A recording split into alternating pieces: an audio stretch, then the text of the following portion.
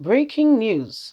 Nigerian government hiring foreigners to stage anti-self-determination protest in New York, in US. Akintoye raises the alarm. So we saw since a day before yesterday, since the day just before Buhari arrived, that there have been a new protest group in New York, and this group are saying Nigeria is great, things are doing well. We have issues, but we are sorting it out. Unity in diversity. Guess what? They are Filipinos. They are not even Nigerians. Foreigners from other countries. You know, America is a land for all. Yeah, who resides in America. And guess what?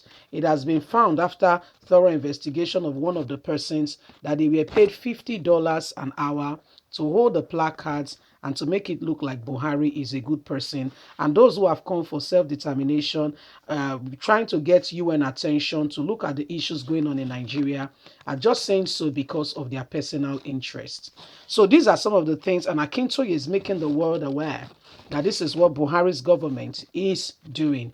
So welcome to Nigeria, where the government is the biggest Yahoo Yahoo.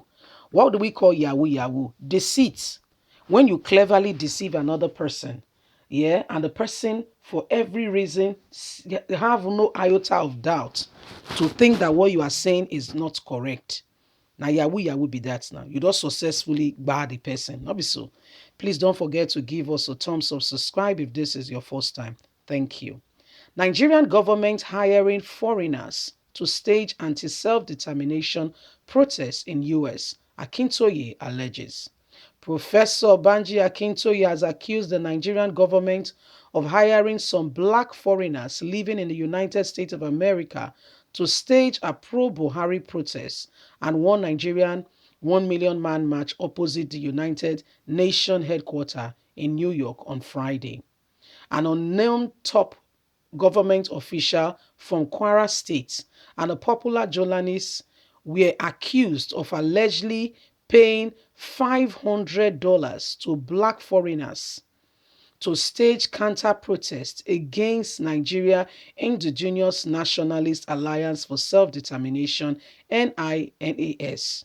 Recall that Nigerian Indigenous Nationalist Alliance for Self-Determination, under the leadership of Professor Akintoye, has staged a 1 million march freedom march since 14th of September opposite the United Nations as the 76th section of the United Nations General Assembly continues.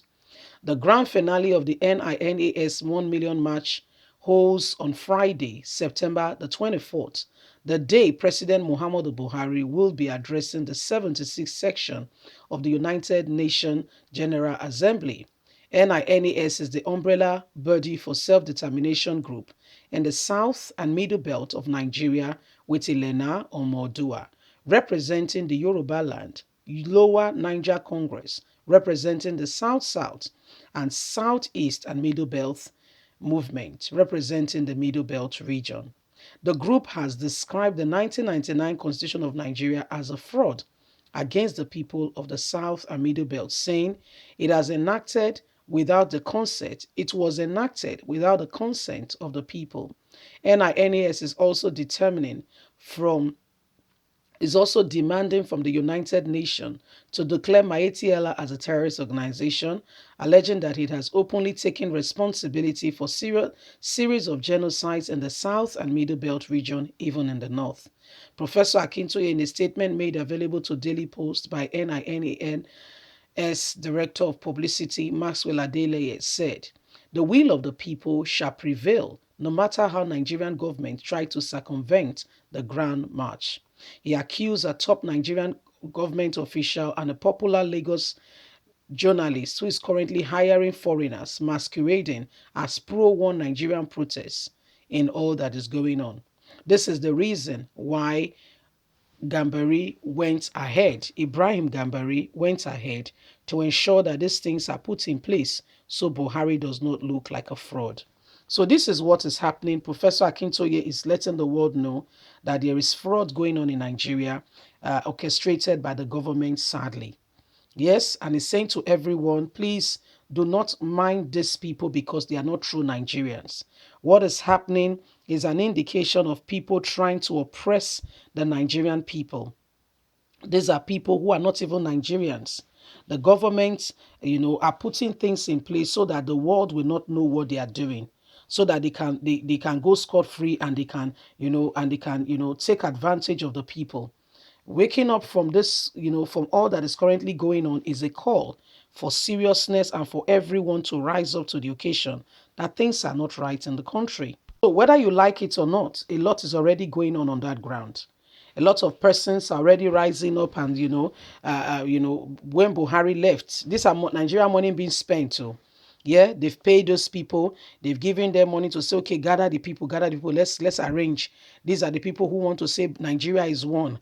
Those who are calling out that Nigeria should be divided, they don't mean well. Blah blah blah blah blah. A counter one.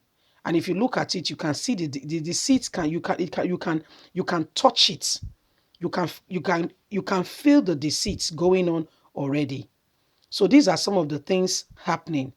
Even there in the United States of America, Nigerian government don't carry their own good there.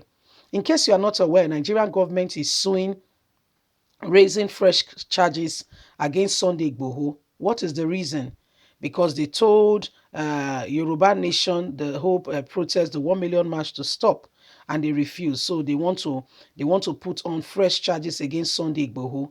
All in a bit. I mean, when you look at this country, things are really messed up. Things are not just the way they should be. This is not a country. I'm sorry to say, but that's the way I feel. There needs to be more. There needs to be more, because what we are experiencing is, people have started, sabotaging the whole system. They are taking advantage because they are in position. And guess what? These people have no records at all whatsoever to ensure that there is tranquility, justice. In fact, to an extent, former president of America said, is that a jungle? How come people do not respect law and order? He had to ask. He had to ask. Because when you look at it, even the nations of the world know what is going on in Nigeria. They may not say anything, but they know. And for them not saying anything is what pains me. Is what really pains me, because we expect them to rise up and to say the truth rather than being silent in the face of oppression. Leave us a comment. We'd love to hear from you. Please don't forget to like us, share, subscribe. Click on the notification button so you can get all our latest news. God bless you. Have a lovely day. Bye for now.